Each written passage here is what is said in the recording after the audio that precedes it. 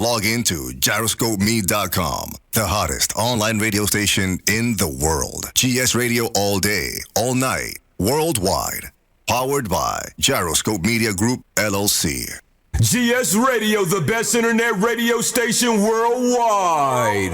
Providing the best in music and talk shows. Go to www.gsradionj.com and check out the best internet station in the world. You're listening to GS Radio Internet Radio Station powered by GMG LLC.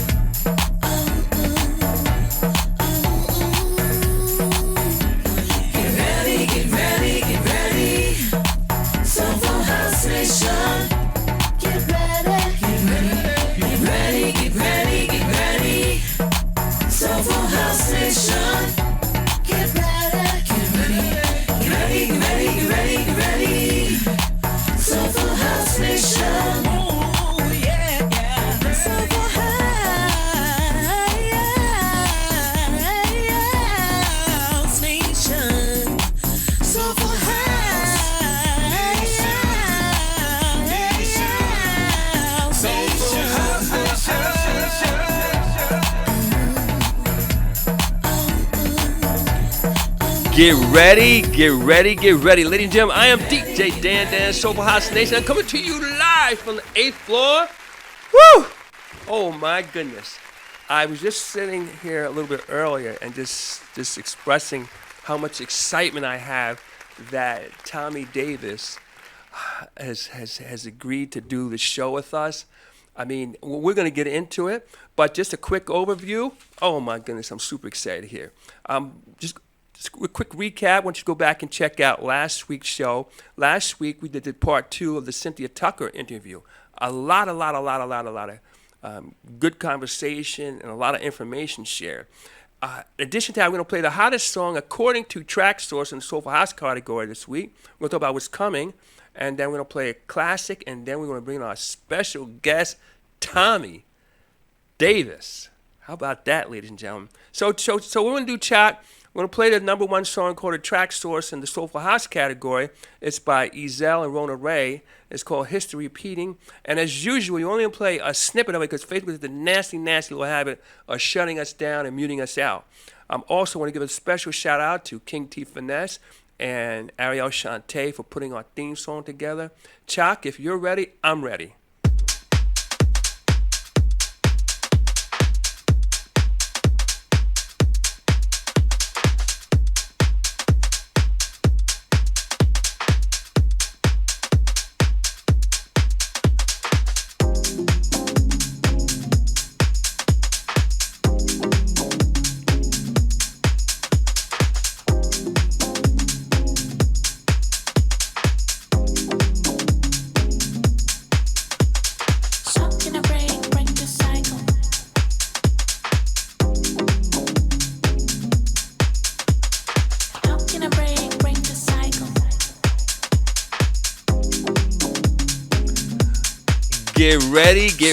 Get ready, ladies and gentlemen. DJ Dan, Soulful House Nation, coming to you live from the 8th floor.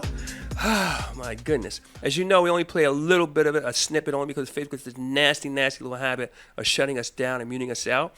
Also want to let you know that besides Facebook, we're on Twitter, we're on the website, we're on Vimeo, we're on YouTube, and some other places. Oh, Roku and some other places. And I just want to just say thank you to the audience out there. The least we do is certainly Facebook, but now on the show we're getting in excess of 2,300 live views every week, so it's super exciting. Also, too, a couple other things that are going on. So let me just share a few things with you. It's getting to be that time. Hey, listen. On April 21st and April 22nd, you're going to see something amazing. It's going to be the first ever New Jersey House Music Conference Weekender. And of course, the creator of that is Dawood Johnson. Now, let me tell you why that's important. For a few reasons. It's the honor. They're going to honor some very, very important people in our business. Number two, they're going to have performances by Aaron K. Gray, Kenny Bobby, and others. They're also too going to have panels to discuss this soulful house thing that we're doing, this house music thing that we're doing. There's going to be DJing and parties. But let me tell you, in my mind, what's the most important? Oh, we'll do interviews too. But in my mind, what's the most important thing is that we are now taking the time out to recognize our community, and we're putting it out in a very, very public way. And a lot of people have talked about it, including me. But I'm so excited that Dawood and his team is pulling it off. So big ups to Dawood and big up to the New Jersey House Music Conference. Hey, there's a couple other things that are going to be happening. You have the Pink and White coming with SMB. That's going to be coming in May. And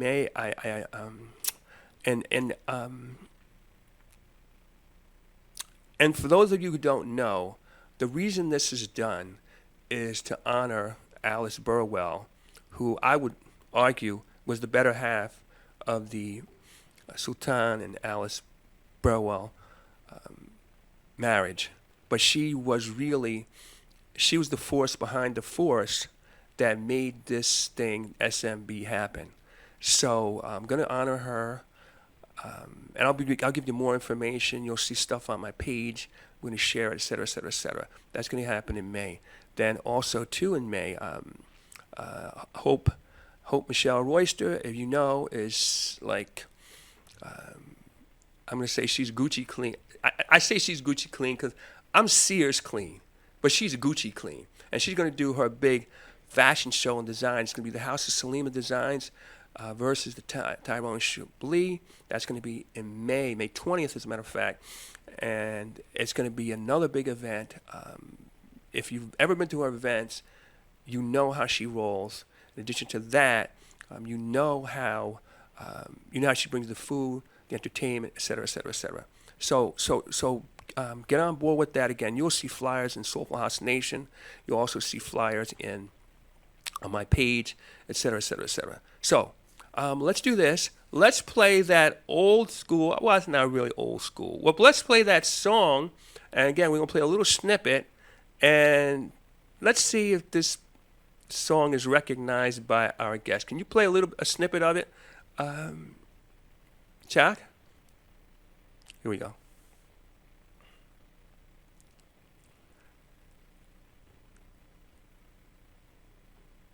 Here we go. In the meantime, I'm super excited. Oh, we got a lot to talk about.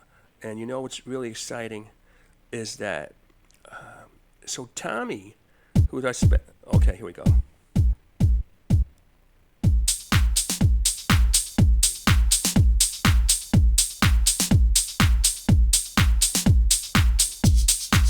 don't believe you're ready for this. Are you ready for this?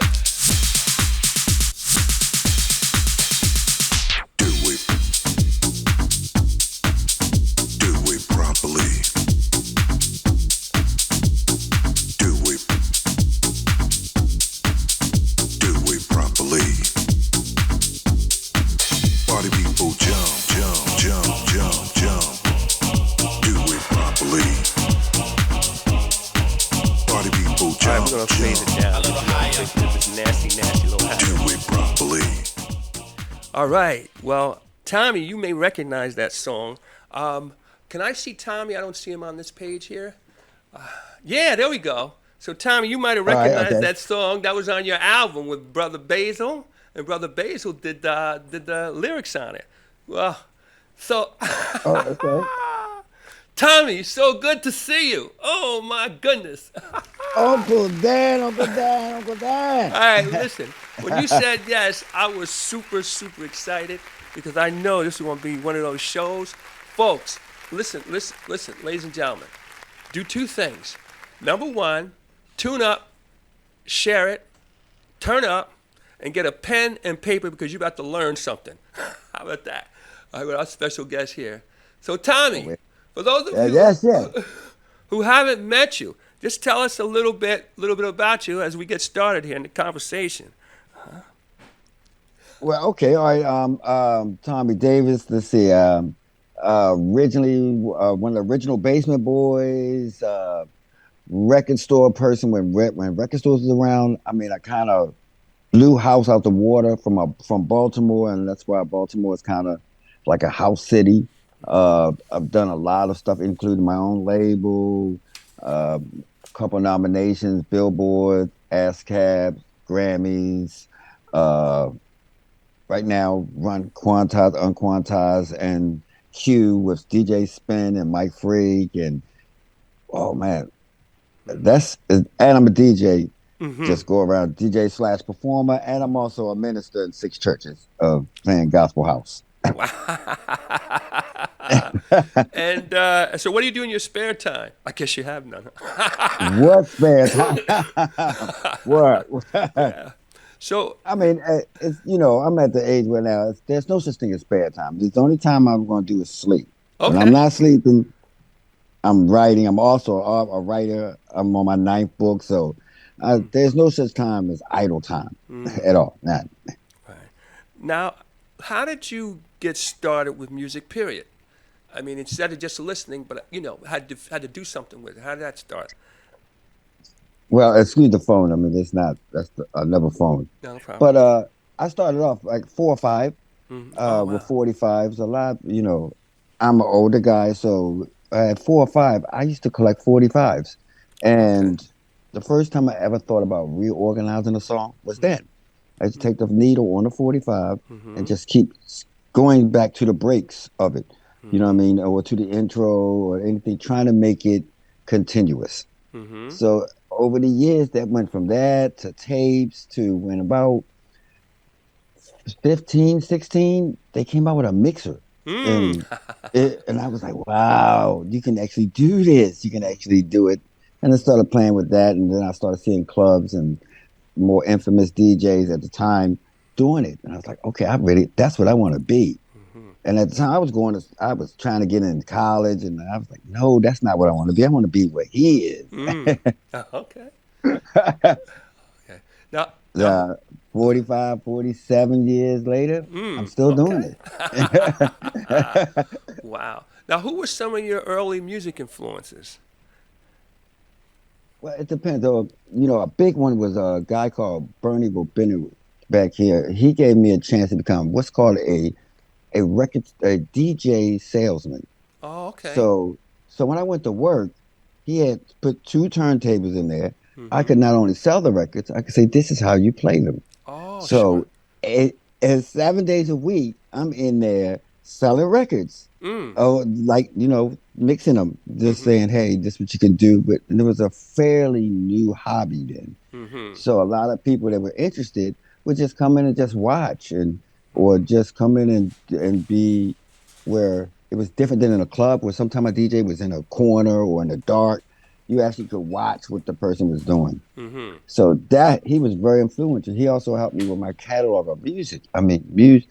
You can work in a record store that sold all genres. So from everything from gospel to disco to eventually hip hop, because he was one of the first ones to allow me to break hip hop. And this was in early when nobody wanted to hear it.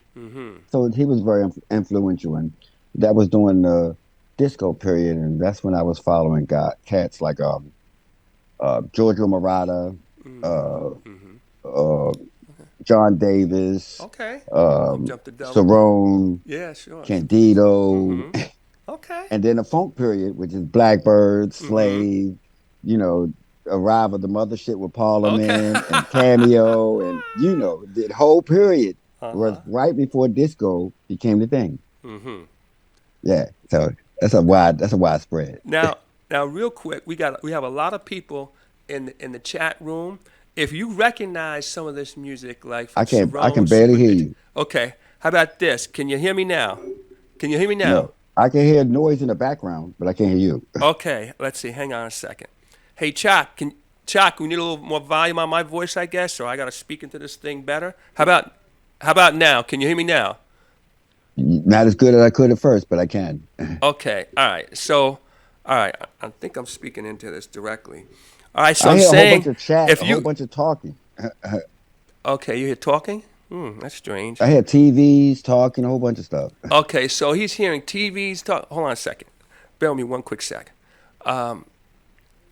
Okay. All right, so he's making an adjustment. In the meantime, if you're in the chat room and you recognize some of these artists that he mentioned, like Blackbirds, like doing it in Rock Creek Park. Oh yeah, that was big back then. Happy Music and Walking in Rhythm. If you recognize some of that stuff, Cerrone, Supernature.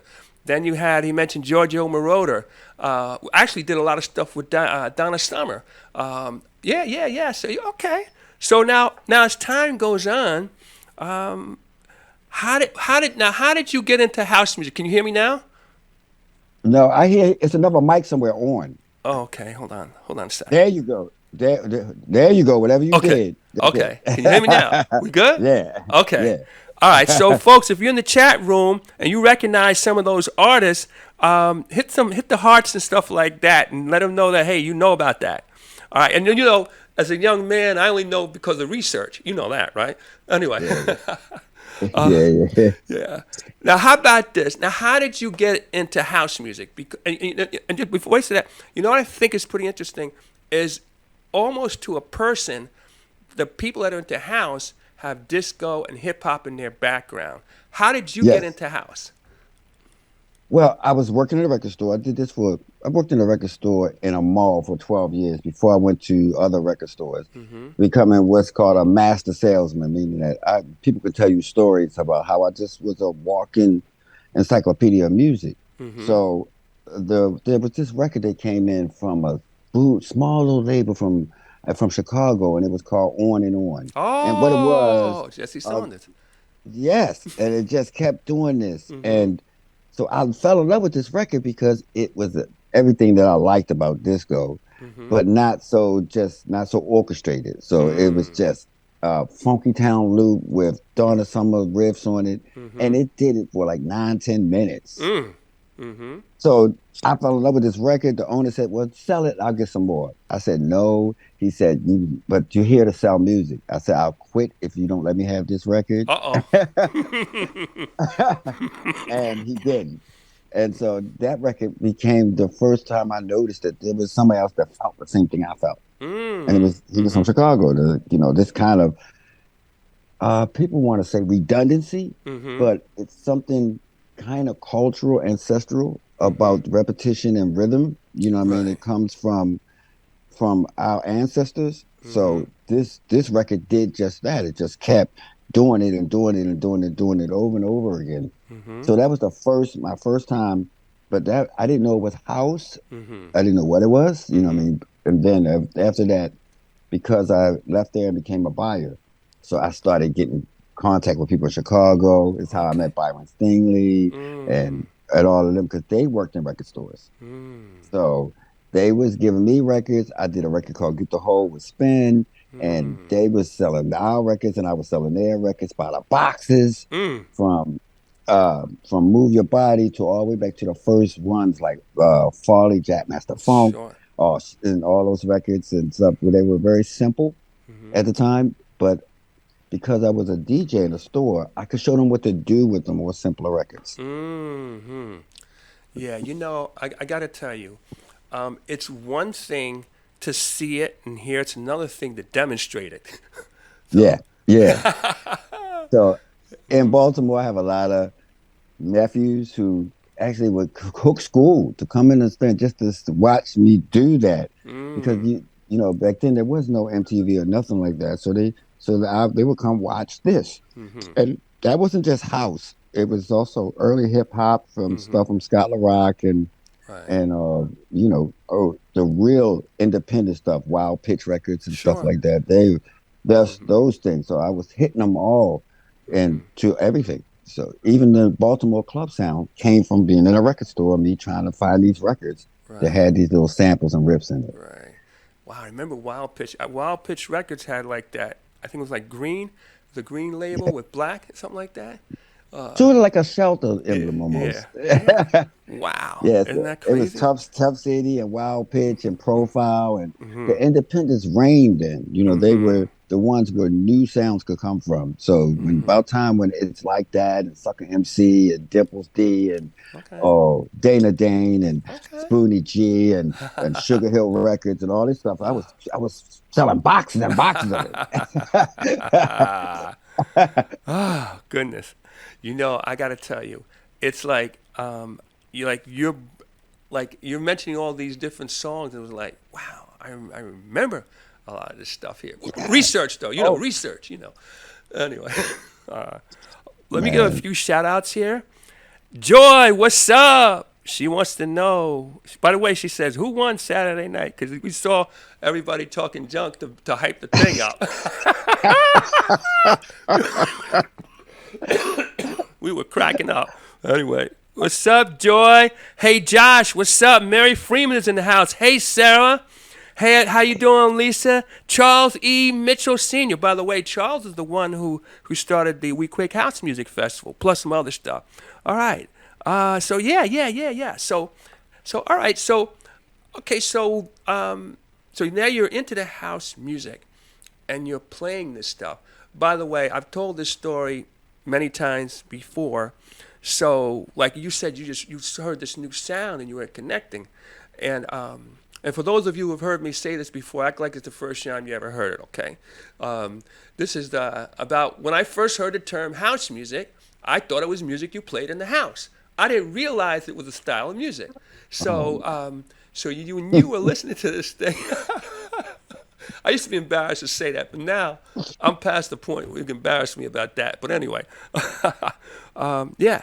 So this was like good. This was like good, And what else was exciting about it?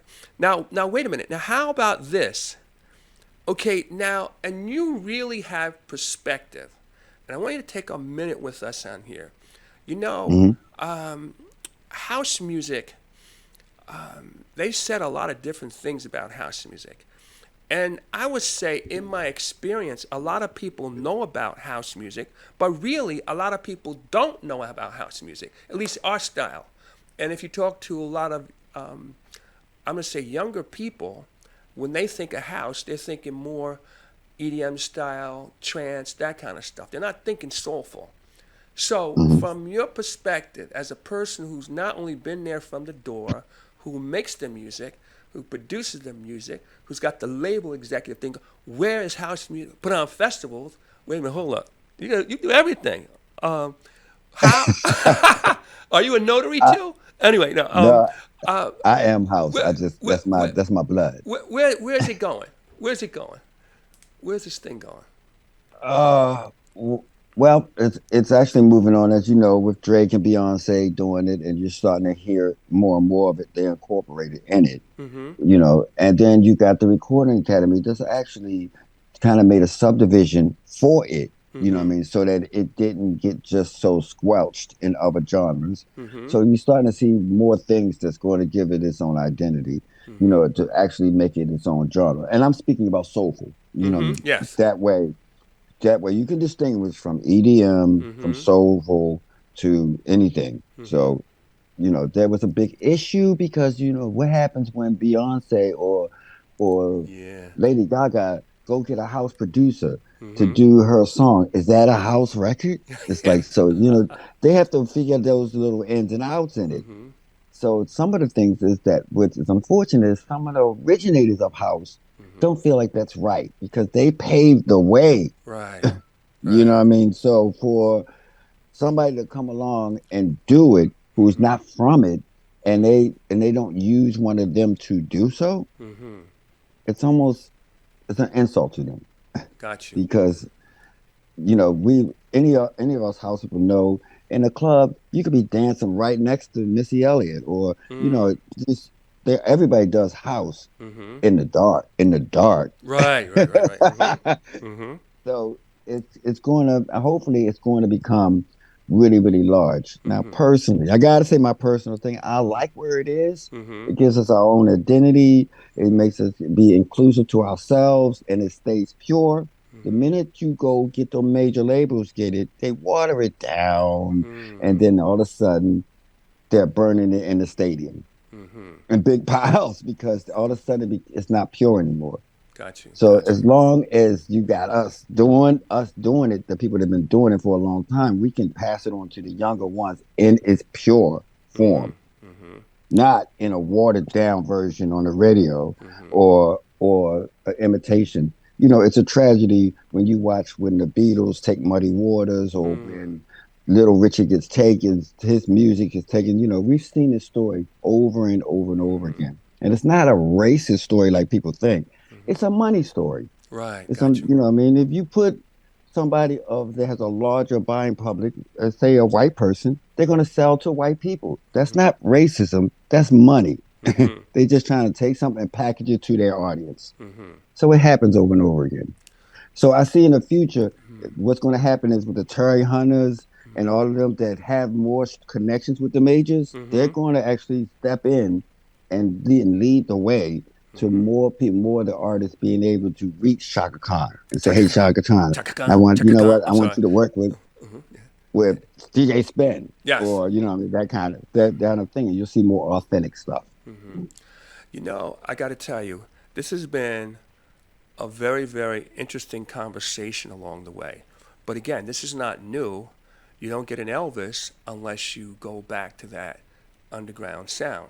So, and you know, but all mainstream music starts underground anyway, whether it's hip hop, whether it's R&B, whether it's rock and roll.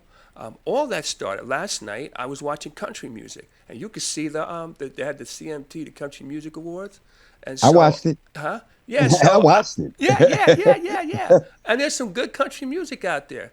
Yeah. And but the thing is, you can always trace those roots back, and that's how it's always has. It's always going to be. But let me just share this thought with you.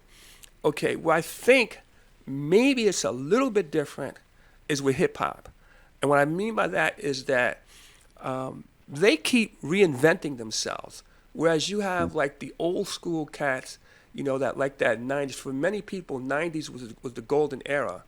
But you know, you got the younger cats that are coming out, and they make them. What remember? There was gangster rap. There's mumble rap. It's trap. It's mostly. So I'm just saying, the difference there is they've still been able, in my mind, to keep it 100, but they changed the flow of it. So here's my question. And a lot of times we talk about bringing younger people in. Do we really want younger people in to come in and put their as they say, put their stank on it, or do we want them to keep making the same music we're making? So you know, as a person who's in a position to influence that, you know, what are your thoughts on that? I think it's more relative to you said, do we want? It's unstoppable. You know what I mean?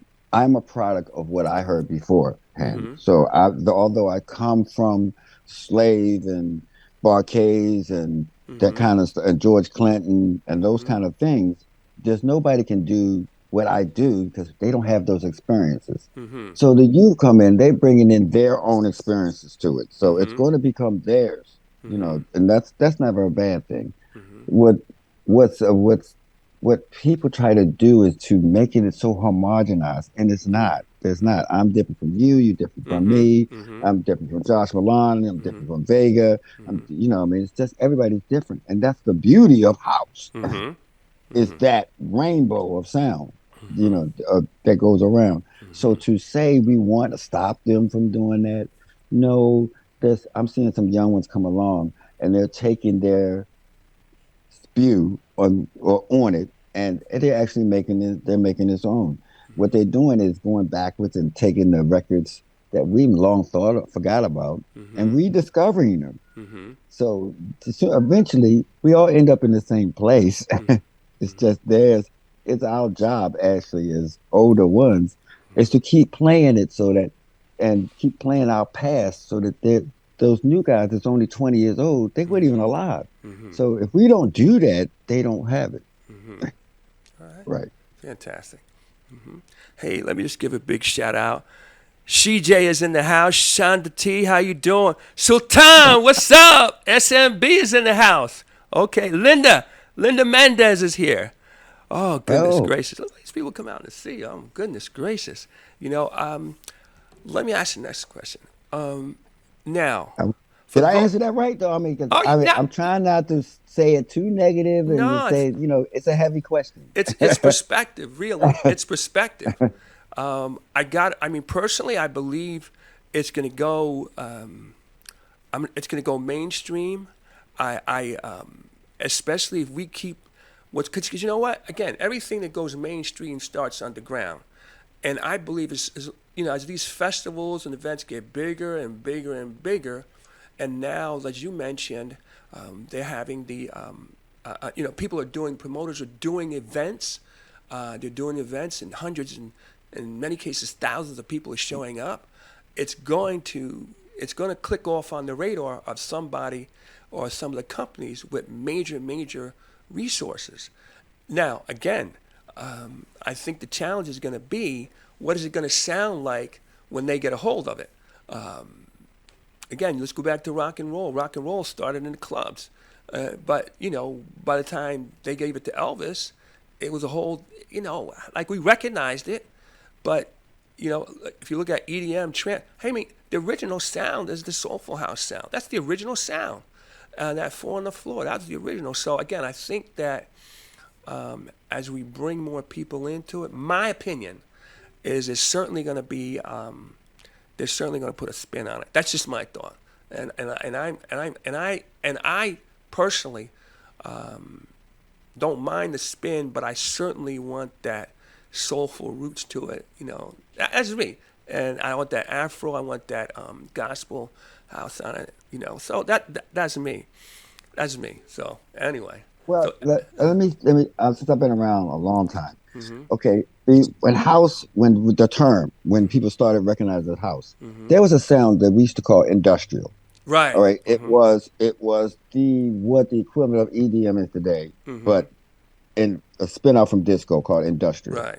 And that was this whole new genre of imports and stuff like that. Yep. So DJs were playing imports Mm-hmm. of trying to search for this newer kind of sound Mm-hmm. to add to it. So this import sound also influenced house people in Chicago and Mm-hmm. people in Baltimore because it was different. It was soulful, Mm-hmm. but it was different. Mm-hmm. It had a little bit more exploring into the synthesizers and everything and all these things that became popular. Mm-hmm. So before that, nobody knew. We didn't know what to call it. The first house records, we wasn't calling it house. We were calling them club records. Right. Mm-hmm. And then all of a sudden, when this acid movement becomes popular in England, Mm-hmm. that's when we started saying, okay, people are calling this house. Mm-hmm. But we would never call the Joe singer stand on the word house. Mm. We would call it a club record because you heard it in the club. Right. We would never call Serious Intention. Mm.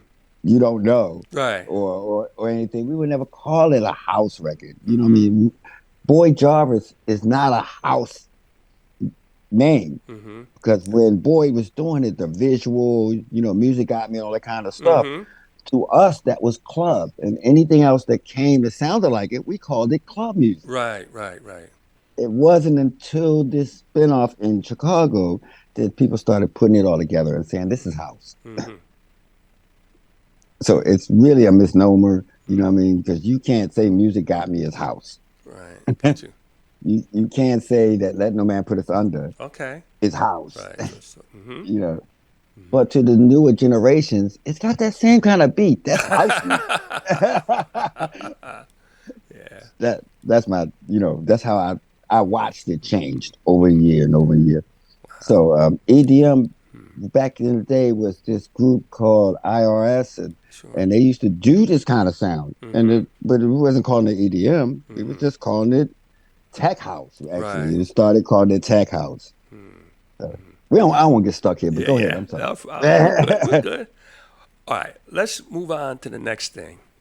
I think you're a quadruple threat. Let's start about from the standpoint of the DJing. I mean, you're an extraordinary. Anybody who's seen you play, whether physically or online, knows that you bring it. How do you get started DJing? I know you mentioned in the store, but where have some places that you've DJed, and some people that you, and is there any place that you would like to DJ that you haven't DJed? Oh, it's only one place that I would like to, and I'm going to this summer. It's Okay. the House of Yes, the House of Yes in New York. Okay. All right. So it's this club where they just go all out with the theatrics and they swinging on trapezes and they doing all kinds of acrobats and it's Mm. so much on performance that Mm. the first time I went there I said, "Oh my God, I gotta play here. I Mm. gotta play here." So that's one place. I mean, I want to play eventually Ibiza somewhere because Mm. I over the years, I just realized that, I don't want to be a DJ that's in a corner on a card table. With Okay. Gotcha. Got you.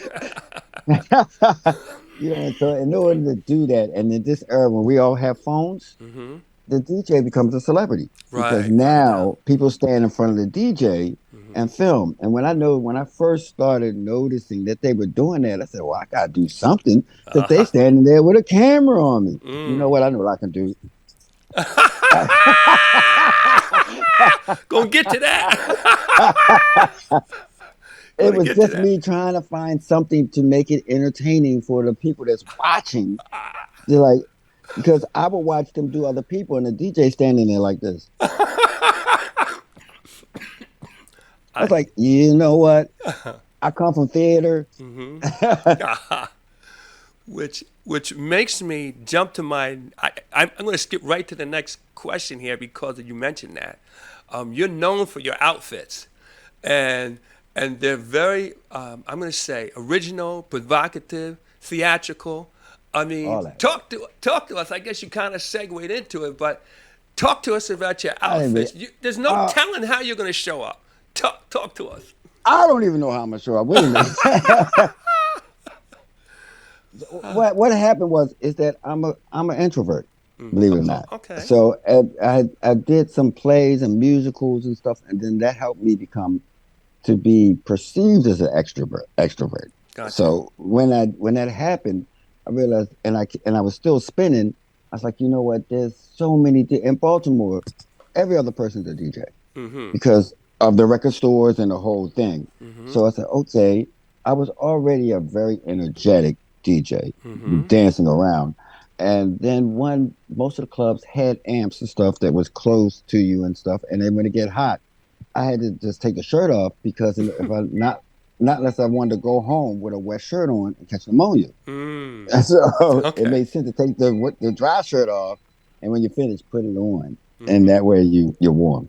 Mm-hmm. So that helped me when people started asking for it. I mean, especially ladies. Ladies started saying, "You not feeling it if you ain't take your shirt off." So like, okay, all right, all right, all right. You know what? Give the people what they want. Uh-huh. And so it became a signature. Mm-hmm. The people said, he ain't feeling it if he ain't take his shirt off. Like, all right, sometimes, you just got to follow the lead. And so me being an introvert, I never saw myself like that. You know what I Mm. mean? I've always been I guess a unique guy, Mm. but Mm. I never saw it like that. So I had to, in the beginning, I had to go to Michael's and Party City and figure out how to do stuff and then people came out of the woodworks with designers came out and they said, "Hey, I Wow. can make something for you." Wow. And then magazines started saying, "Hey, you stand out. There's something about you." And I'm like, "Oh, okay, yeah, yeah." Now, so I moved out of Party City, Mm. and and came more into it as a theatrical thing. Mm-hmm. So I saw it eventually. I wanted to get to Vegas. I wanted to say, you know what? If Mm. EDM can be in Vegas, so can I. And That's like, right. okay, so let me just go ahead. I don't got to put a mouse head on. I don't have to do nothing. I can just be me. Mm. So Well, I gotta tell that's you. how that started. Wow. Well, I gotta tell you, it comes across because it's like, okay, I know he's gonna play. I know he's gonna kill it. But how's he gonna come dressed? Oh, how's he gonna? What's he gonna wear? It's Or oh, not wear. Or oh, not not wear. wear. Yeah, yeah, yeah, yeah, yeah. I'm very body positive because if you look at our country, Mm-hmm. when I went overseas, their Mm-hmm. commercials will have nudes in them. You know what I mean? We are Okay. so inhibited over here about the masculine form where the women you go cut on your TV now on a soap opera. They laying in the bed, the women butt, everything. It's like, you know what? Why are we so stuck Mm-hmm. on this whole perception that there's something wrong with physical form. Now, it probably came from Christian stuff or something like that, but I'm never inappropriately dressed. I don't have nothing exposed that you can't be around your children. Mm-hmm. But the guy that the point that there's a guy doing it, it just bothers some people. You know, Right. some people just said, "Hey," it was like, "Wait a minute," but you, if I was in Circus Olay, it'd be okay, wouldn't it? Right. Well, I'm Circus Olay. Okay. Well. And it started to become, then the people that was flacking against it looked in, and there was rows and rows of women standing in the front row. It's like, okay, it's like, all right, it's like, hey, and I'm a friendly guy. I love everybody. So once they got past whatever stuff that's in their head and realized that this is about fun, this is about entertainment, then they get over that. Right. It's like you don't go to a Beyonce concert and say, "Girl, put some clothes on." Right. You don't do that. Right. You know what you're going for. So. Well, to your point, when I was in Spain, you go to the beach and many of them were topless. Many women were topless, and it wasn't like, it was like no big deal. So, no big deal. I mean, it was a big deal for me, but I mean, it wasn't for them. Anyway, yeah. Now, what about DJs or people that you've played with? Is there any? If you name a few, and is there anybody on your bucket list that you'd like to play with, be in the same show? Yeah. That I haven't done? Yeah, yet? that you haven't done. Is there anybody left? Some people you have done, and some people. That's a lot. Because some of the greatest I missed. Actually, I think I've done a lot. I mean, to be honest, me and Louis are close. I love playing with Louis. Me and Ted Patterson is close. David Harness. I played with most of the people that I've, because I'm in the music business. I play with most of them at any opportunity. So there is none that I'm looking forward to playing with, because the people that's in my circle of people, I think I played with some pretty big names, and it's just such an honor to play with them. Well, you're a big name, brother. Nah. Yeah, you are. Now, what about producing? Now, how did you get into producing as opposed to just listening or DJing? Well, it was an interesting thing. When, again, back in the record store, these three little young guys came in, and they was watching me play this new sound, which was part New York and part Chicago house. Like I said, it was both at the same time in the beginning. And they came back and said, "We did our own house record." And these guys is 15. Okay. And all right, so I'm like, "Oh, that's nice. Let me hear it." And it was a cassette. I played it, and it's like, "Wow, that's interesting." And I said, "Listen, go back and do A, B, C, Z, and the D, and shit like this. And if you bring this back, I'll put it out myself." Okay. Now, I've never done that before in my life. So they came back. And what I did is put it in a cassette and put a record on and cover the record label up, so the people thought the record was playing. Okay. So I wanted to see if they would say, "Where is that record?" And they did. Okay. And so they more than did. So they asked me, "Well, what's the name of those records?" I said, oh my God, you know them niggas." And that's the record came out from DJ Spin. Me, DJ Spin, and it came out just like that, from an acetate all the way up into all the way to being an international hit. Just, I never saw that coming. The same year was then me and Teddy and Jay did Basement Boys. Okay. So we did Love Don't Live Here with Jump Street, and then we was on Profile and Warner Brothers and everything. Just like, okay, I guess I'm a producer now. Which technically every DJ now is a producer. Right. You have the ability to take the beat from this record, take the music from this record with an acapella from that record. You're producing. You're basically producing. You're recreating. You're making this thing.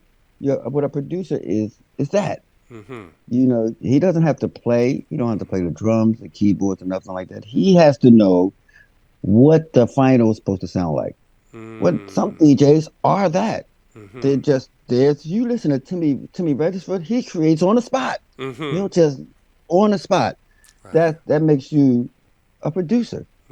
even on the decks. So from that point on, we was all the way up. We went from after Alternate Take did It's Over Now, Okay. and Uncle Tony Humphreys Okay. was taking our reels and running them to death in the Zanzibar. We was like, wow, we were deep Tony fans and deep Zanzibar fans, so, and deep Boy Jarvis fans. So we was trying to make this sound, the what we was calling the Jersey sound. It's no longer there, but that sound, Jamanda and early Blaze, and with when he was when Josh was doing stuff, and like I said, Boyd and Jovan early stuff like Mafumba and all that kind of stuff. We was doing what we was hearing Tony play on 98 Kiss and on was it? Yeah, it's 98 Kiss and in the club. Yep. I was right there. So Click with the deck. we was trying to do it. So we was shocked to hear on them shows he playing out demos from a reel. So we owe a lot to Tony Humphreys. He'll tell it to this day. It's like, dude, we just kept doing. You kept playing him. So that gave us more and more exposure to the underground, to actually this sound that Tony was the king of, and we wouldn't miss it. And to this day, if I see Tony, I want to squeeze the air out of him. 'Cause you took three guys that was in a basement that was trying to do what you was playing, and he loved it. He just saying, keep going, keep going, keep going. Tony was quick with a reel. We bring him a reel, he would go, and he had it in there. That just that quick. And then we watching a whole club scream over a record that we just did hours before. Wow. Now, how about artists that you've worked with? Anybody you want to work with? So just so you know, here's how I got on to you. Okay, so I was, how you play something on YouTube and it'll send you to something else, whatever. Yeah. So the first track I heard, it was actually Spen. It was with Don Tallman. They did, I believe, and he took the track, and then I start listening. The next thing you show up, I said, "Wait a minute, that's because I did Believe with them too." Okay, Dawn, I love Dawn Tallman. And Dawn, I love you, girl. I love you. Yeah. So that's how I started getting on you, and then I started looking through my stuff, and I didn't realize I had so much of your music. I was like, wow.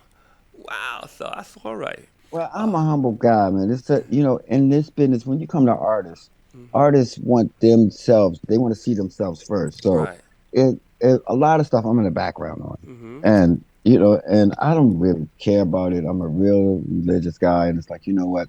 There's enough room for everything. I mean, I'm honored to work with most of these artists. I mean, you can ask Barbara Tucker. I'm in the booth. I couldn't stop like Barbara Tucker. Because I'm a super fan of of certain people. So wait a minute, hold on. How do I delete this? Send a message. I would love to work. I would like to work with Josh on a project, because Josh, I am an account person. So music is, if any DJ is out there and you're a DJ, if you can't understand numbers, you won't reach your potential. So most music is in numbers.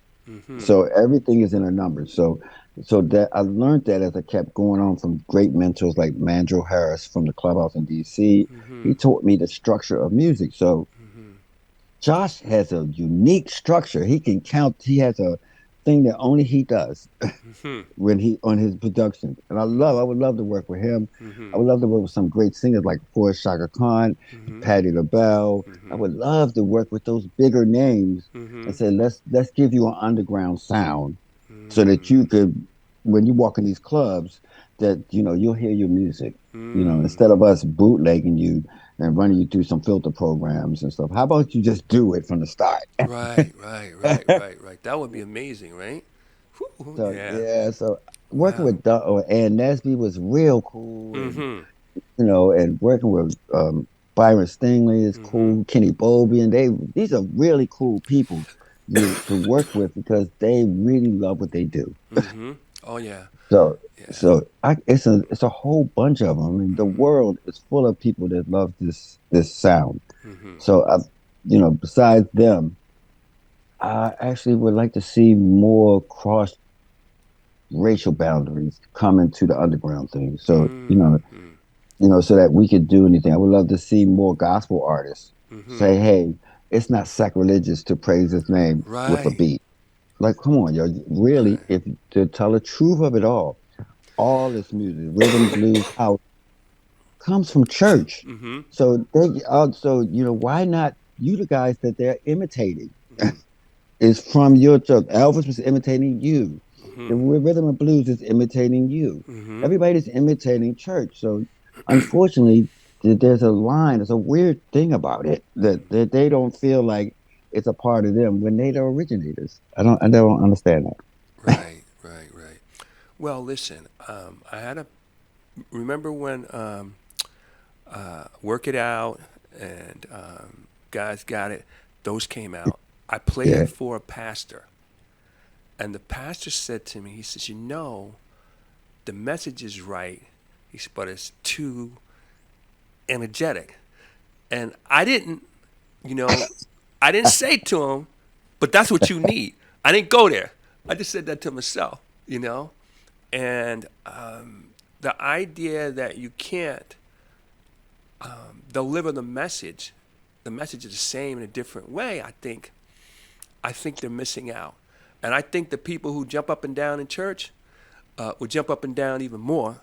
And if they know they're going to have some hot tracks when they come there, forget about it. They're going to show up more, instead of just saying, nothing wrong with what they're playing, but I just got to tell No. you, I mean, some of that music is just so good, and it is spirit filled. It's, for the people into gospel, it is gospel filled. The messages are right, and you don't have to be a Christian to be able to appreciate the music, because some of it's inspirational. It just talks about a higher power or things of that nature, which, Yep. I think most people do believe in a higher power. So, but there is that resistance, like you said. And it's funny you should say that. How It's a about, funny story. huh? When Ben and I, we have Quantize, Unquantize. They're God-run labels, meaning that we dedicated the whole labels to it, and Mm-hmm. so that is our main mission. So when we first started doing these gospel-centered records, we couldn't even. We tried to avoid the word Jesus and stuff. Mm-hmm. It was because we was in club. I'd be in a club and I'm playing something. I'm playing um, um, alternate. Mm-hmm. And I'm playing a gospel cut she did on with Mass Order, Mm-hmm. and some people come up and said, you shouldn't be playing this in the club. It's like, I can't think of nowhere better to play this message Mm-hmm. than you rather me them to dance to work this mother than than this. It just didn't make any sense to me. It's like, Uh-huh. but 20 years later, Uh-huh. to see them dance to God's Got It and Uh-huh. Stand on the Word Uh-huh. and other records, what I mean? I'm there for every mountain and Yes. watching them said they have grown up some. It's showing maybe it's a condition of society, but we have to let these positive records help because in these horrible times is when the music can Mm-hmm. kind of rescue. Mm-hmm. You know what I mean? It has sometimes it has a purpose, and Mm-hmm. that purpose is for you to trust in something bigger than yourself and to Mm-hmm. believe that things will get better. Mm-hmm. It's just I don't see why anybody would have a problem with that. Mm. Hey, I tell you. Hey, even you watch the movie with Ray Charles.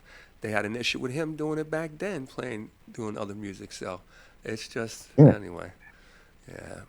How about this? You're a big chief, Big Willie at Quantize and Unquantize. Tell us what you do at Quantize and Unquantize.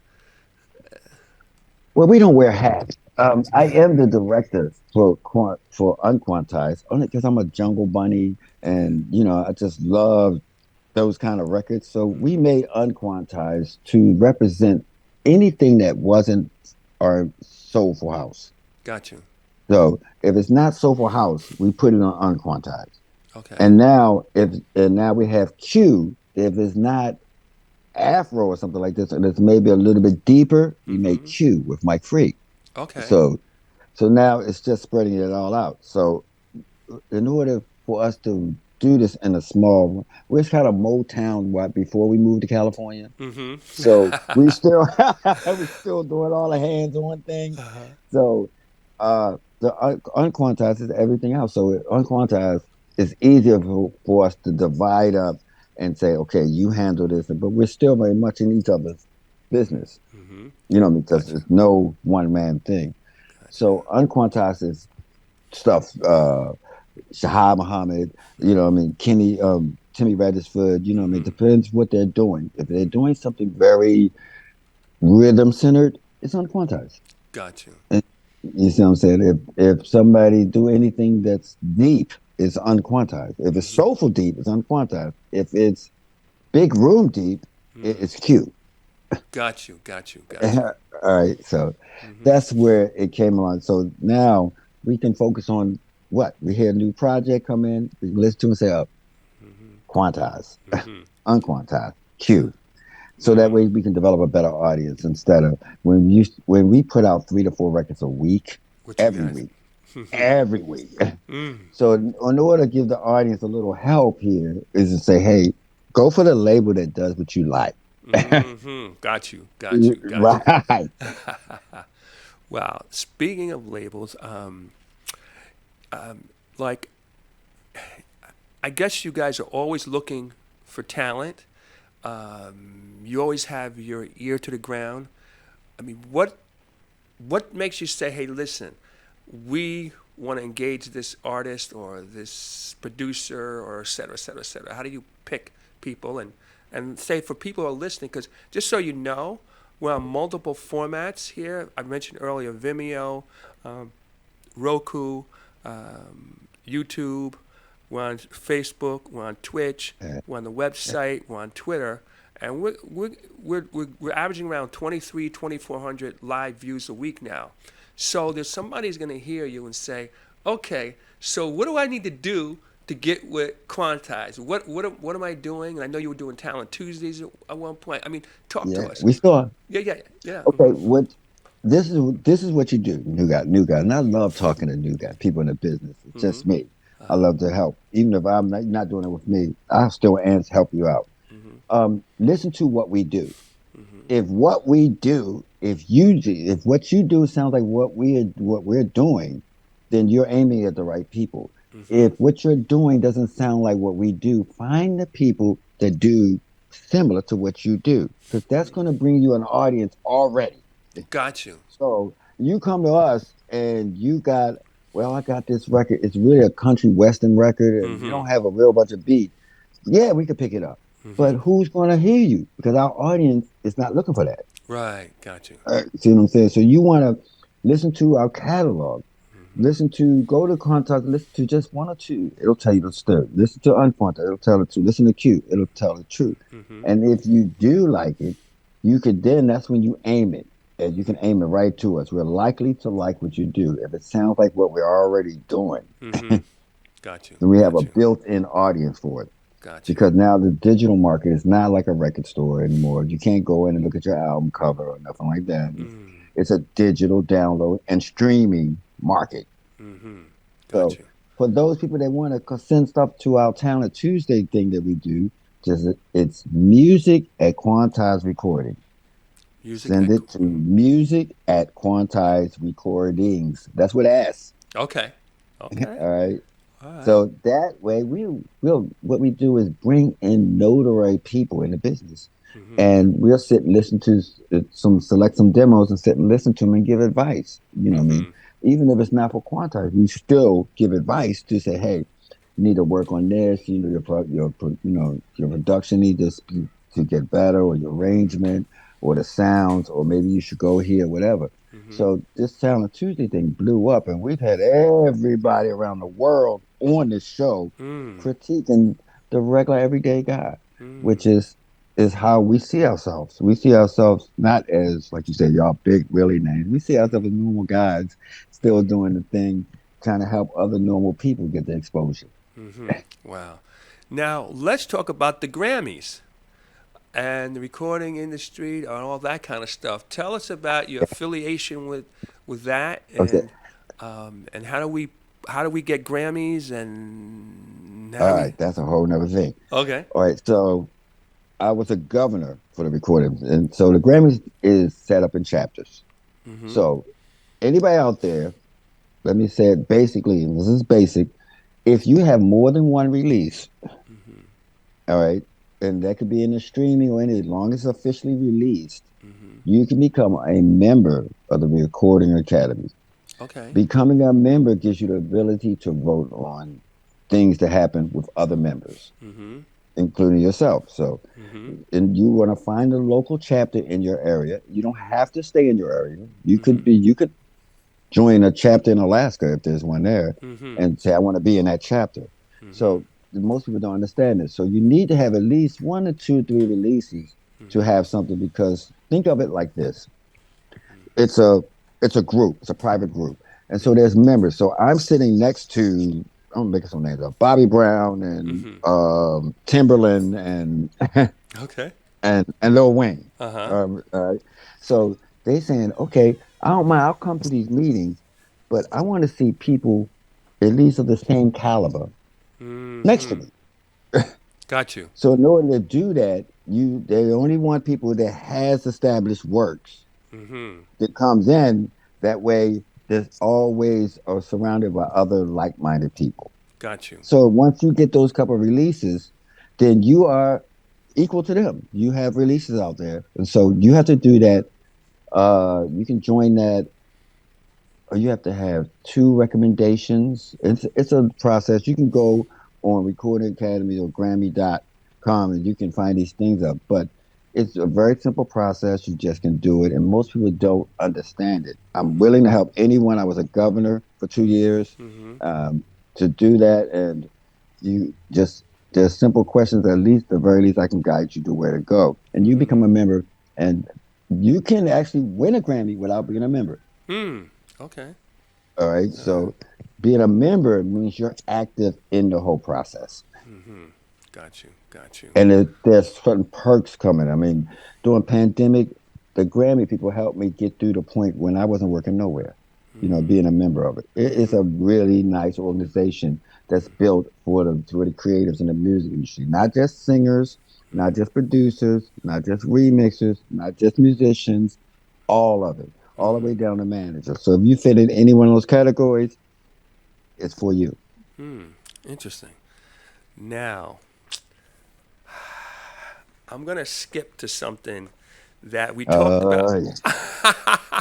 What? That we talked about prior to getting on the call here. I'm going to skip over some. You play a lot of events. And one of the things that's different about you is some way, somehow, you managed to bring... I know you know how to play on CDJs, which is pretty much industry standards, like 1200s were back in the day. But you're able to bring your setup, which is a controller, laptop, and that kind of thing. Talk to us about the equipment, getting these things done, et cetera, et cetera. What's your sense of that? Well, I'm a vinylist. Originally, I love vinyl. I have 2 rooms stacked to the ceiling with vinyl. But I might as well make candles with them because I haven't touched them in a long time since the digital era. Because thankfully, I mean, I can stand up, but those crates of records was killing me. And it was killing me. The DJ booth was always in the club. The party was in a 5 floors thing with no elevator. You had to carry on the restaurant. I was up there. So as it moved along to CDs, and then it moved on to digital, and people was doing, like you said, have record box and those things. And a friend of mine, Greg Lewis, said, "Hey Tom, you might like this thing. It's an all-in-one." Because I refused to do it. I just got stuck at CDs. And he said, "No, this doesn't. This is all digital. It's all in one, and it kind of does what you do on vinyl." So on vinyl, I'm pretty much was doing the same thing I'm doing digitally, but manually. So I was really good at taking 2 or 3 turntables and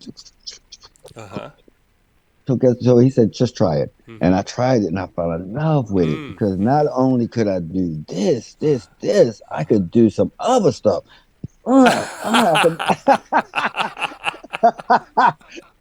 And for somebody like me that is a producer, and I like to see mixing as productions, so I could play records that people say, I don't want to hear that record no more because you don't want to hear it like that no more. Right. But what if I take that record and I do this?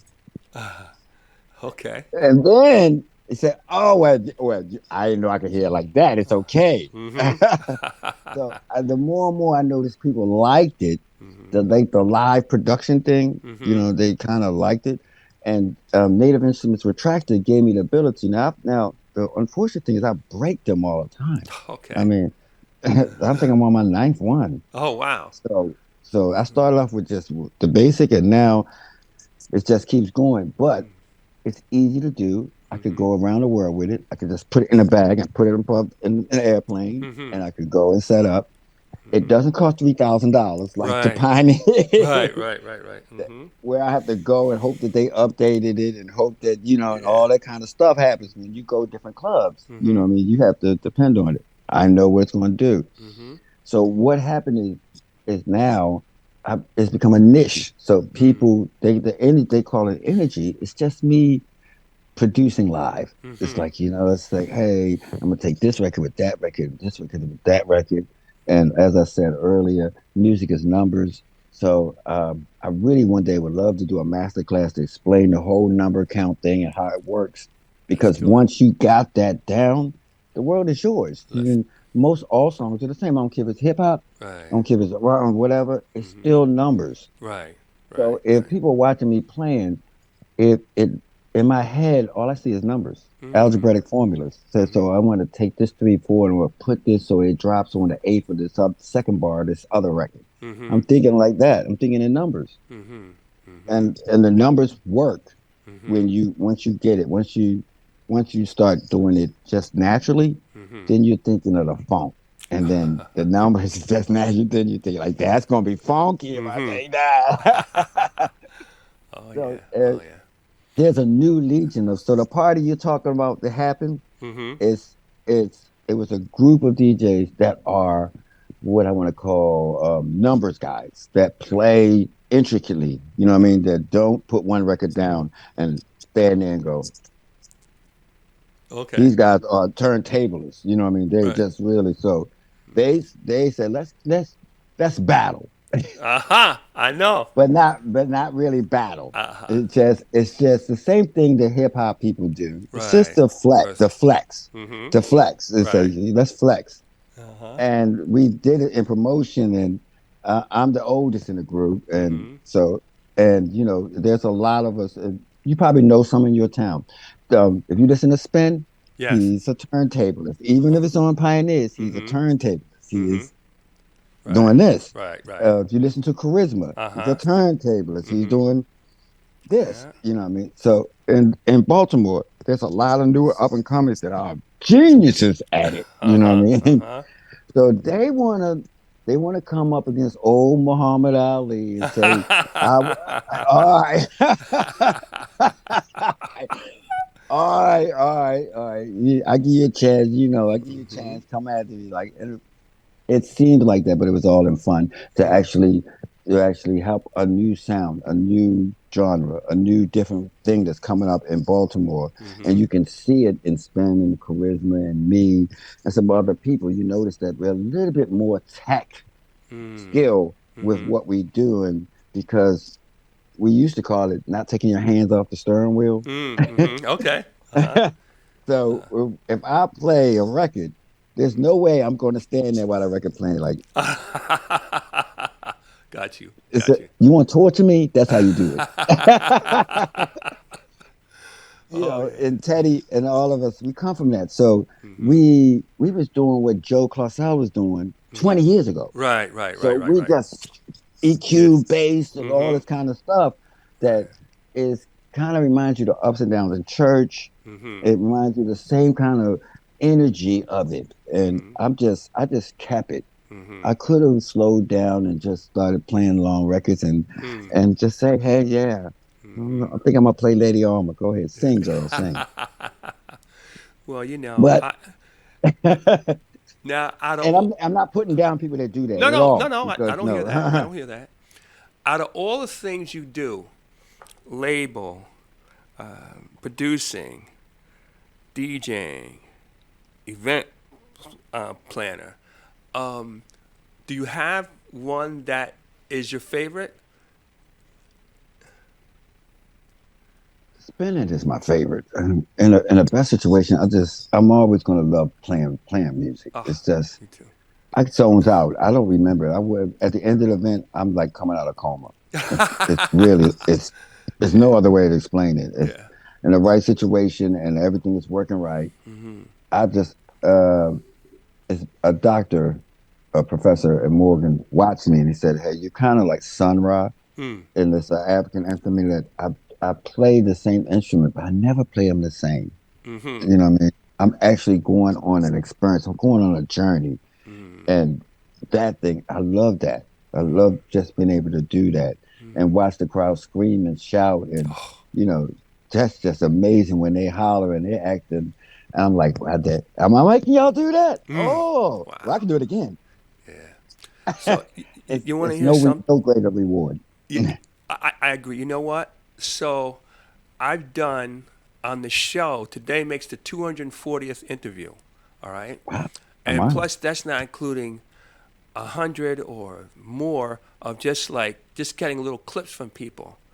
But push come to shove, back against the wall, I'll take DJing every day. There's nothing like being and connecting with a crowd. Matter of fact, I just did another party this past weekend, and this was not house music, which that's what I prefer to play. But you know, the money comes from where the money comes from, and just having them scream on the floor and connecting and I practice my crowd. I'm not like a guy who just says, well, it's like this. So let's say you just won the Super Bowl. You don't say, well, I'm the best in the world. I don't have to practice anymore. No, you got to get back out there, and you still got to work at it. And that's my thing. And last night too, I was setting up new playlists for different audiences and things of that nature. But bottom line is, everything else can go. Push come to shove, if I could play. That's my. Yeah, It's funny you should say that, cuz. yeah. That's the ultimate connect, huh? That's the ultimate because it's something about it. It's a unity. It's like you become one. Right. When I'm looking out and they're smiling, they're smiling at me. It's Yes. like I'm a Smurf. I'm a happy guy, right? So, and I mean, I thought we wasn't gonna make it through pandemic because I'm a hugger. I'm a people person, and I'm like, oh my God, I'll never be able to touch people.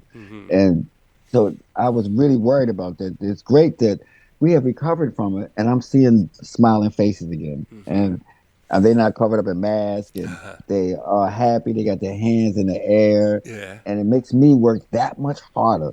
It makes me work that much harder to say, what? Let me do whatever I can.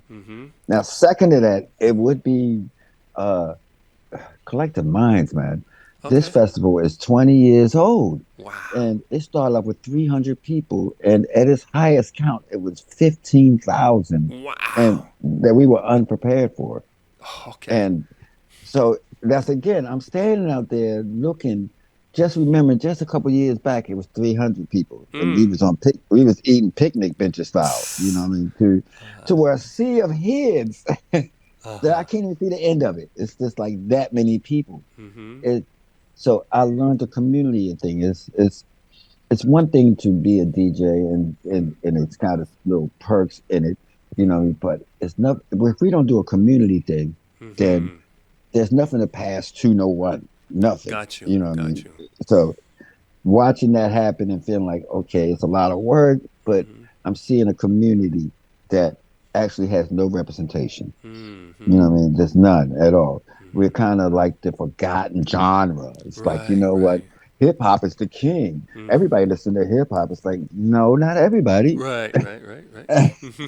So, so the event, what happens is everybody from every other genre for one day is a house head. One day is a house head. And watching them bring their family and their kids and they dancing, even their grandmother Yeah. dancing.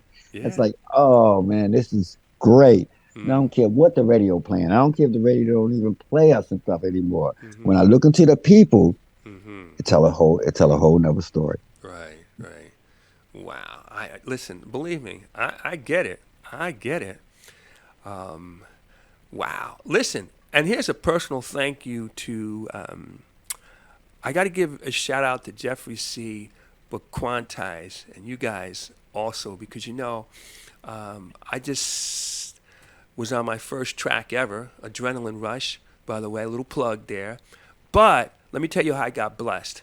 I got blessed because Jeffrey C., who's had many number one hits on track stores, in addition to so dope producer, and Quantize, the Motown of house music, put it on their label. So I just want to say thank you to you guys publicly. I really appreciate that. And Oh man. it's When he moving. told me he did it with Uncle Dan, I said, "Oh no, we gonna do this. We gonna do this." For people that don't know why I'm calling him Uncle Dan, when I first met him, he said he said I'm kind of like people like call me Uncle Dan, and I just stuck with it. And to me, it's a term of endearment. You know what's so So funny about that? So when I was a kid, for some reason or other, I always gravitated to the older kids. And I was the kid who says, no, I'm not 11, I'm 11 and a half, you know? And now here I am a few years later, and now it's kind of like, be careful what you ask for, because I want to be, and now, okay. 75-year-old people call me Uncle Dan. I mean, yeah, yeah. but it's all love, though. I gotta thank you, man, because as we talked, man, you are making history. You are chronicling this whole thing, and you're not biased. To you just chronicling anyone that want to be chronicled. So if y'all watching this and you're doing something, and you wonder, just hit the brother, yo. He is that kind of guy. Thank you. Thank you. I mean, he did Aaron K. Graves. He does anyone. If I could call him and say, hey, my next door neighbor, he probably would do it. Well, You need your own kudos, man, because we talked about it. We all waiting for this book or whatever you're gonna do. okay. All right. Dude, you gotta do it. You Okay. gotta do it. I obviously I've thought about it, but and true, like I had this makes my 240th interview in terms of the show. In addition to that, I have a couple hundred video clips of different people that didn't even come on the show. So I guess I get out of here. Now since you mentioned that, like right after we talked, I got a call from Harry. I call him Harry, the interviewer, and he's doing a documentary in his class, and so he spoke to me about doing something with this. So. But if now I'm gonna say, when I do this, I'm calling on you. I'm gonna keep it real with you. I'm calling on you. That's all right. And when you go to the bank, I'm calling on you. Wait a minute, Tommy, who? I'm sorry. No, absolutely. I'm going to the bank. It's a great honor, man. Yeah, It's a great honor. It's I got to tell you, it's really been an honor for me because so many people have taken time out with me, and a lot of people in the beginning when I was really suffering from a bad case of Dan who, and I always thank Eddie Nicholas publicly because he was the first one to say, you know what, I'll do it. It was Eddie Nicholas, and some of the people that that were very gracious with me, who could really kick me to the curb. Eddie Nicholas, Lynn Lockamy, Beloved, Naeem Johnson, Glenn Williams used to be the sound guy before he passed away. Strafe, who else? Dawn Tallman, Lenny Fontana, and several others. I can't remember all the names. Please forgive me for that. But then later on, DJ That Girl Curly was the first female DJ to give me an interview. So I mean, it's just I just been like so blessed that people say, you know what, all right, I'll do it. And we have more coming up, more and more great people. And then one of the things too, just share this with you. So when I first was doing this show, I was into it. And again, I like to acknowledge the people who have had an impact. Dawood Johnson was doing his house on the runway type thing. I don't remember the exact name, but it was the runway, but with house music. And I ran into Ricky Clark. Ricky Clark knew who I was. He says, Dan, he says, you got a good thing going here. He says, you're going to blow up. I said, okay, from your mouth to God's ears. But 3 things he said to me that really stuck to me. Okay, number 1 is I was saying, get ready, get ready, get ready, but I wasn't really think of it as a thing. I just would just, off the top of the head. He said, you ought to use that, which I've stuck with ever since. Okay, the second thing he said to me, he says, Dan, he says, when you make it, are you just going to interview people that are big, or are you going to interview the little guys? And I never really thought about it, but that was my intention, but he crystallized my thinking.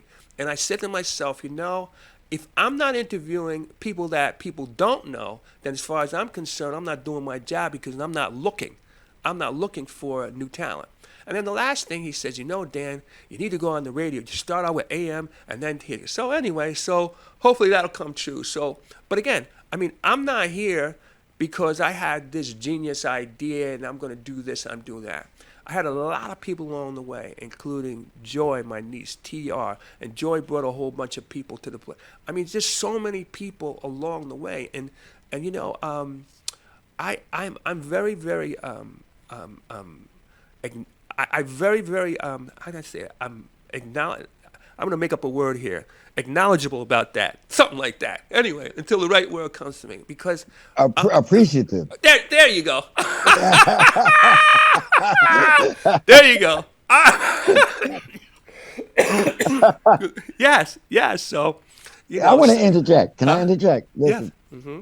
I am no way at all one man. It's like, everything I do is a team. Mm-hmm. It's a team. I have never done anything in my life just by myself, ever, except for the first record. Okay. And I still had to get spin. And then I'm going to do, I had to go get. So the one thing that we adapted at Quantize is that family thing. Mm-hmm. Is that, it takes a team to make stuff work. Right. You got a guy that's sitting there right next to you. Mm-hmm. What's his name? Tap. You said Dap. Your engineer. Mm-hmm. Right. What's his name? Chak. Chak. Yeah, Ryan, but we call him Chak. Right. It's like, it takes that kind of thing, and those people are humble. They're in the background doing stuff, but it takes them. It takes them to do it. Yes. It takes the musician to come into a session, and all he's going to do is play a bongo. Mm-hmm. And he's like, he just do it. You know what I mean? It's just, and one of the things that I personally have done in my own lifetime is to change this arrogant perception that we used to have with musicians. Mm-hmm. And so that once we break them doors, once the DJ is approachable, most producers are approachable, then it's all about a love fest. It's a little bit easier to get along with our attitudes. Everybody got a big head. We can't even fit in the same room. So that has changed. It changed the perception of people. When I talk to them, they know I'm not coming here flying high or nothing. And it's great to be able to pick up the phone and say, hey, Quentin Harris. So, call these things. And without having none of that ego stuff. Just, hey, with that. Yes. Mm-hmm. Yeah. Well, like I say, we're all here by the grace of God and the people who support us. So let's keep it real for a minute here. All right. Yeah. Yeah. Now, so my newest thing I want to talk real quick. I know I don't know. No, we're okay. Listen. How long is the show? It's really an hour, but we go through past an hour. I know, but I'm talking to Thommy Davis. What are you talking about? All right, real quick. During pandemic, I did something different. I was like, I didn't want to do streaming. So some friends of mine said, hey, look, you got to do something. You can't just sit around and get rusty. And so I took Tractor and I tried to do it online. And I ended up doing it in my backyard. And this backyard thing took off. Yes. It just took off, and I was hooked on the streaming. But in it, I was playing a lot of gospel house stuff. And a church came to me and said, hey, would you come to our church and do that? And I'm like, well, I'm not gonna say no. Right. Come on, all my blessings come from where? Are you kidding? I'm not trying to cut my some off. So I went and did it, and that was 3 years ago. And so in the sanctuary doing it, and then another church came, and another church came, and another church came, and I'm still doing this virtually. But because of what happened in pandemic and people wasn't returning back to church, you know what I mean, and the state of the country and our whole behaviors and the way we felt, there was one way to keep people involved in the church. So now I've turned into Minister Thommy Davis, and I'm playing in churches everywhere, from all the way up to New Hampshire, all the way down to Delaware, to this. And I didn't see this coming at all. I didn't. I just thought, for years we've been playing this gospel house music, and nobody paid any attention to it, to where it actually, people were drinking from the water. They needed it. You know what I mean? They needed to feel, I just lost my mom's, my husband, and all, it's pandemic. And I don't know what to do. So thankfully I'm sorry, I had to go with it. And so now it is 6 churches deep, and they're talking about going to, I can see me doing productions and stuff, coming in with a real choir and doing it like, hey, it's not like I haven't done it. It's like, it's amazing what's happening in this new thing. And I think this is going to help the churches out to bring energy back. It's like, you know what? Y'all need to stop saying what you're not and worry about what you can be. And anyway, you can do it. If they want hip hop, let them do hip hop. You know what I mean? There's some hip hop artists that are actually talking about Christians or positive universe stuff. Let answer the question. Fill the dry mouths with water.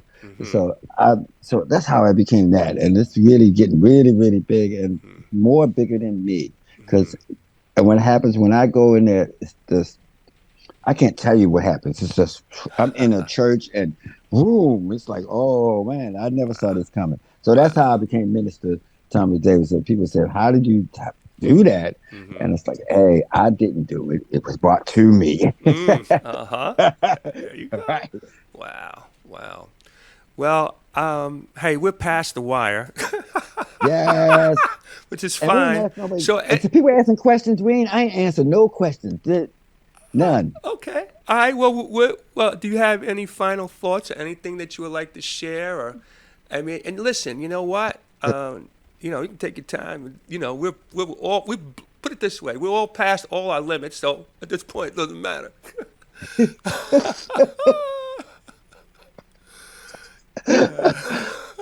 Hey, it's easy to reach me on. You can try to message the thing. I check it every 3 or 4 days or something. It's Thomas Davis.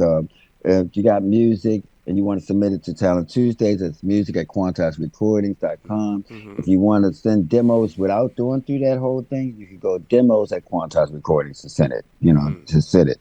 And it'll go through the process to get to it. We welcome everybody that really fits into it. It's a lengthy, late process.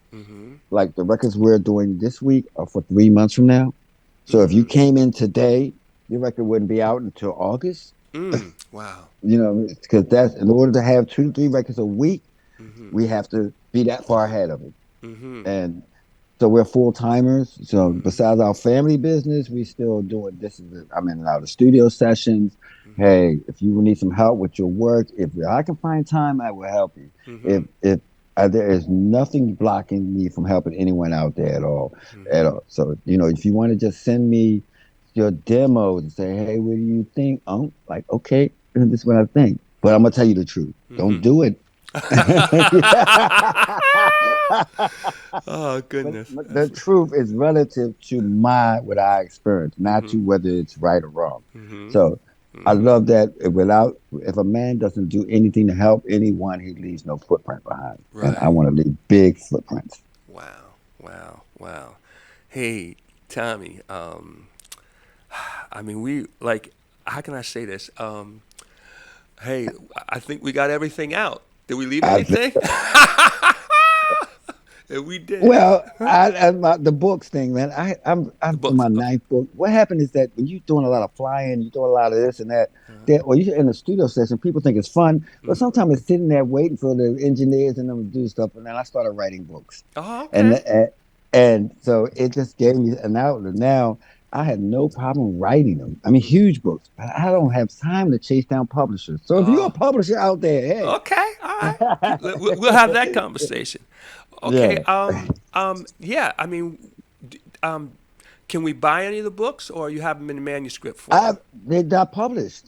So They're not I just got okay. stacks and stacks of manuscripts. Okay. All Of right. just, it's therapeutic for me. You know what I mean? Just my whole life is studios and music, and it's the way I cut off and just do stuff. And I just write these huge books Okay. and I've tried every genre there is, and it just seems like I can't stop it. It just works for me to actually unwind, to actually spend my energy somewhere else. So All right. I just need to find a publishing company that can work with somebody like that. Somebody that don't have the time. I don't have the time to do that. I could do the book tours. I could do all that kind of stuff. I just can't go through this whole editing process that's really, really a long one and kind of pricey. Got you. All right. We'll definitely keep that in mind. Man, Dan, I love you, man. Thank you for having me back on this show, man. I don't want past your limit and stuff. You got probably people that said I gotta go back to lunch. My lunch break is only, but so. Okay. So, all right. Well, listen. Hey, Chuck, thank you, man. Yeah, thank you so much, Tommy. I know you got a lot going on, and it's like hard to keep up with this and like that. It's like hard to get a ticket, like Master Flex used to say. But hey, thank you so much. Hey, ladies and gentlemen, there you have it, Thommy Davis, DJ, producer, label maker, label exec, festivals. I mean, you name it, he does it. Church guy, church music maker, producer, DJ, etc., etc., etc., and we could keep going. Author, let's not forget that. All right, ladies and gentlemen. Yeah, that's all there. Yeah. Well, listen. Thank you so much for coming out. We're gonna go into the Shazam Free Zone, and as you know, every week we do the Shazam Free Zone, and we just play music that typically it's never been heard before. And we never repeat the songs, and the whole purpose of it is so you can hear and you can decide whether you like it or you don't like it, and we'll just mix it in. So Tommy, thank you so much. Thank you. All right, ladies and gentlemen, I am DJ Dan, Soulful House Nation, coming to you live from the 8th floor. Get ready. Chuck, could you start us up? Tommy, you may recognize this one. All right. I'm going on the other side, folks. All right. All right, Tommy.